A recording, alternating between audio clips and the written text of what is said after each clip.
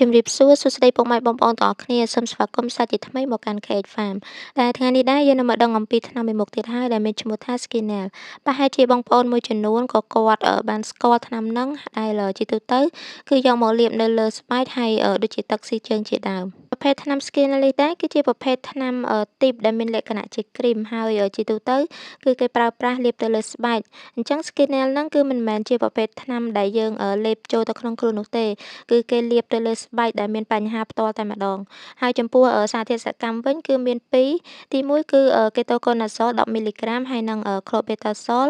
0.5មីលីក្រាមហើយបើយើងនិយាយជារួមទៅថ្នាំហ្នឹងគឺជាប្រភេទថ្នាំដែលប្រឆាំងទៅនឹងពពួកមេរោគផ្សិតដែលភាសាបច្ចេកទេសហ្នឹងហៅថា Antifungal ណាហើយលើសពីហ្នឹងទៀតក៏វាជាប្រភេទថ្នាំប្រឆាំងទៅនឹងការរលាកផងដែរដែលពាក្យបច្ចេកទេសហ្នឹងហៅថា Anti-inflammatoire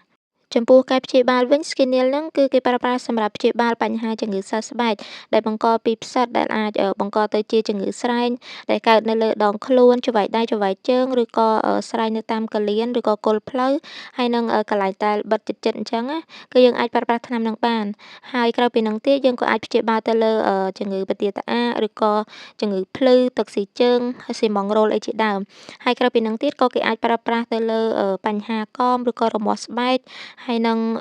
ប្រើទៅលើពពួកមេរោគផ្សិតសើស្បែកផ្សេងៗបានទៀតផងដែរសម្រាប់ការប្រើប្រាស់វិញគឺងាយស្រួលទេបងប្អូនគឺយើងច្របាច់យកបរិមាណសមល្មម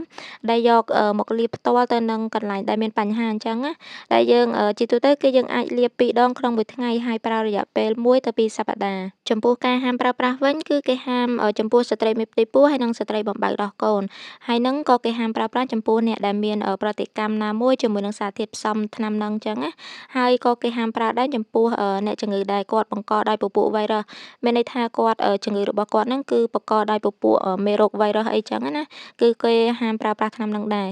ហើយអំឡុងពេលប្រើប្រាស់ថ្នាំហ្នឹងគួរតែប្រុងប្រយ័ត្ននៅប្រមាណចំណុចខាងក្រោមនេះផងដែរដូចជា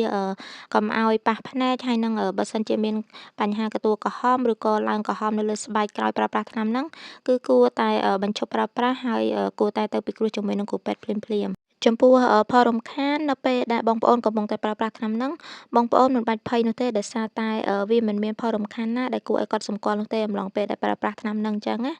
ទោះជាយ៉ាងណាក៏ដោយបើសិនជាបងប្អូនត្រូវការប្រើប្រាស់ថ្នាំហ្នឹងគួរតែពិភាក្សាជាមួយនឹងគ្រូពេទ្យឬក៏ឱសថការីជាមុនសិនមុនប្រើប្រាស់ថ្នាំហ្នឹងអូខេអញ្ចឹងវីដេអូរបស់ខ្ញុំក៏ឈានមកដល់ទីបញ្ចប់ផងដែរហើយសង្ឃឹមថាជាប្រយោជន៍ដល់ពុកម៉ែបងប្អូនទាំងអស់គ្នាអរគុណជម្រាបលាជួបគ្នានៅក្នុងវីដេអូក្រោយទៀត